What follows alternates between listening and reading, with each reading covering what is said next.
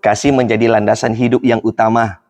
Bagaimana kita menerapkannya dalam perjalanan kehidupan kita? Mari kita simak dalam Kolose pasal 3 ayatnya yang ke-14 berkata demikian. Dan di atas semuanya itu, kenakanlah kasih sebagai pengikat yang mempersatukan dan menyempurnakan.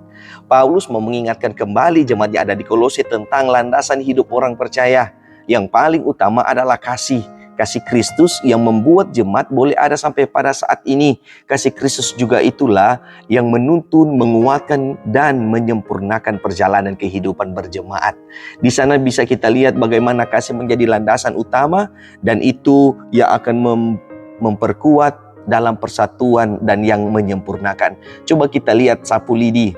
Apakah dia bisa membersihkan halaman yang begitu luas hanya dengan satu ujung saja?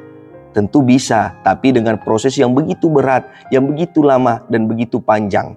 Namun bagaimana jika kita dalam kesatuan jemaat seperti sapu lidi yang dikumpulkan menjadi satu ikatan yang besar, kemudian kita membersihkan halaman yang begitu luas, pasti tidak membutuhkan waktu lama.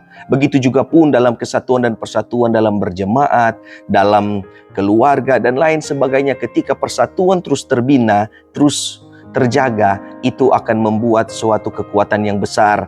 Persoalan-persoalan hidup yang sering dan mungkin kita temui mampu kita lewati ketika kita berjalan bersama. 4 hal yang bisa kita renungkan. Yang pertama adalah kasih adalah sifat yang paling penting dalam perjalanan hidup. Kita harus melakukan kasih dan tindakan iman kita mencerminkan kasih Kristus. Yang kedua, kasih mengikat dan menyempurnakan.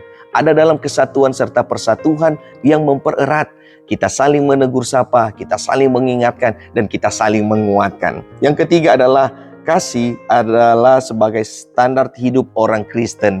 Ketika kita memahami kasih, berarti kita mampu melakukannya dimanapun kita pergi dan kita berada. Sebagai orang percaya, sebagai orang Kristen, pasti kita tahu apa tentang kasih, dan pasti kita mampu melakukan bagaimana kasih itu.